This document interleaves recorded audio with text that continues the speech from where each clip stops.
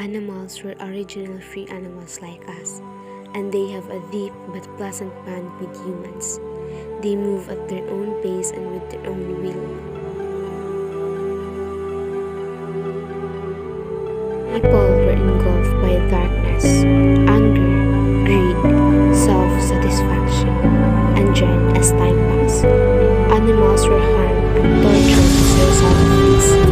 People just preferred to confine their thoughts and turn a blind eye to such cowardly, no matter how desperately they scream for aid. As a result, we should put an end to this behavior and remind ourselves that animals is like humans too, have feelings and that they matter.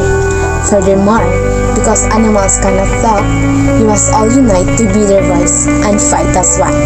Let us be one in saving and protecting animals against the abuser.